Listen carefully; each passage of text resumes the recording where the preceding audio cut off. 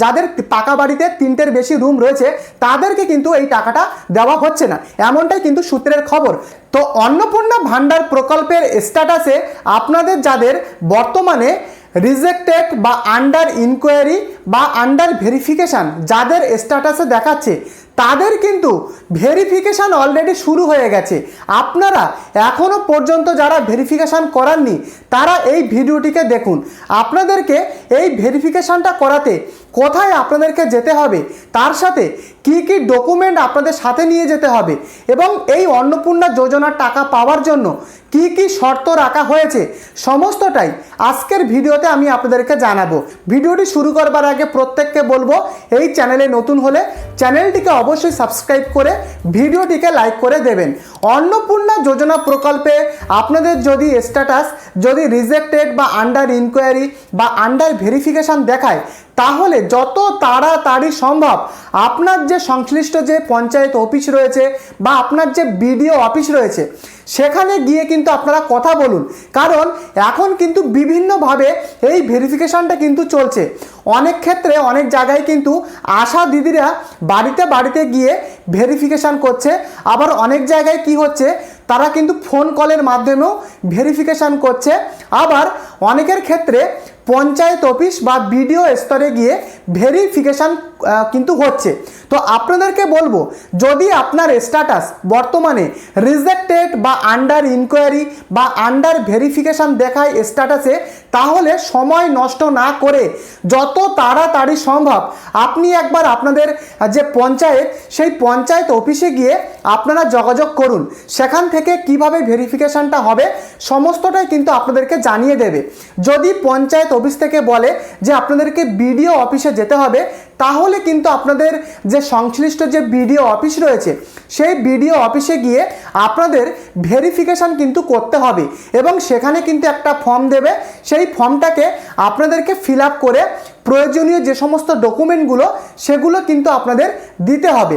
এবারে কি কি ডকুমেন্ট লাগবে সেগুলো আমি আপনাদেরকে বলে দিচ্ছি।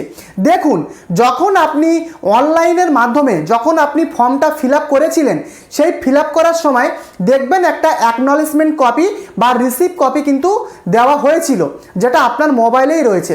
তো সেই রিসিপ্ট কপিটা আপনারা নেবেন এবং আপনার আধার কার্ডের জেরক্স নেবেন, তার সাথে নেবেন ভোটার আইডি কার্ডের জেরক্স এবং আপনার ব্যাংক পাসবুকের প্রথম পাতার জেরক্স।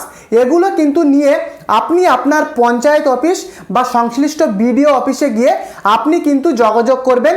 সেখানে কিন্তু ভেরিফিকেশান শুরু হয়ে গেছে, কারণ এই যে ভেরিফিকেশানটা এটা কিন্তু আগামী 7 দিন পর্যন্ত চলবে, এমনটাই কিন্তু সূত্রের খবর। এবারে এই যে স্ট্যাটাস যাদের রিজেক্টেড বা বর্তমানে যাদের আন্ডার ইনকোয়ারি বা ভেরিফিকেশান দেখাচ্ছে 7 দিন পরে যাদের অ্যাপ্রুভড হবে, যাদের এই স্ট্যাটাসটা অ্যাপ্রুভ করা হবে তারাই কিন্তু টাকা পাবে। আর যদি রিজেক্ট করা হয় সেক্ষেত্রে কিন্তু টাকা পাওয়া যাবে না। অতএব যত তাড়াতাড়ি সম্ভব যদি আপনাদের এরকম স্ট্যাটাস দেখায় এক্ষুনি সময় নষ্ট না করে আপনি আপনার পঞ্চায়েত স্তর বা বিডিও অফিসে গিয়ে আপনারা খোঁজ নিন, কারণ ইতিমধ্যে ভেরিফিকেশান কিন্তু শুরু হয়ে গেছে। তো দেখুন, এবারে বলি কি কি শর্ত রাখা হয়েছে। দেখুন, প্রথমত যে শর্তটা যেটা বিভিন্ন জায়গায় শোনা যাচ্ছে, যাদের 3টের বেশি রুম রয়েছে, যাদের পাকা বাড়িতে 3টের বেশি রুম রয়েছে তাদেরকে কিন্তু এই টাকাটা দেওয়া হচ্ছে না, এমনটাই কিন্তু সূত্রের খবর।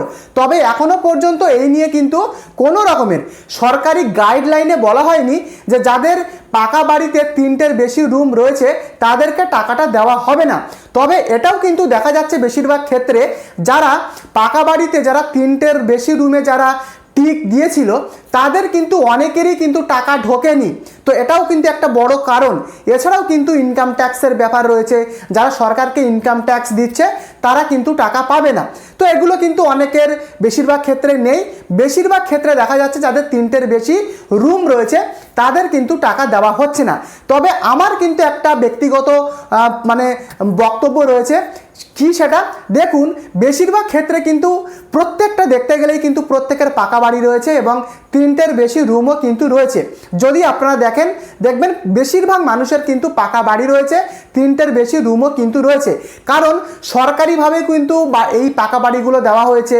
আবার অনেকের ক্ষেত্রে যাদের পূর্বের যাদের বাবা বা ঠাকুরদা যাদের পাকা বাড়ি ছিল সেগুলোও কিন্তু ছিল, কিন্তু বর্তমানে কিন্তু তারা কোনো কাজ করে না। তো যদি এরকমভাবে ভেরিফিকেশান হয় তাহলে কিন্তু এক প্রকার ধরাই যায় যে অনেকেই কিন্তু টাকা পাবে না। আমার ব্যক্তিগত পরামর্শ, এরকমটা কিন্তু হবে না। যাদের 3টের বেশি রুম রয়েছে তারাও কিন্তু টাকা পাবে। এখনও পর্যন্ত সরকারি গাইডলাইনে এরকম কোনো কিছু কিন্তু বলা হয়নি।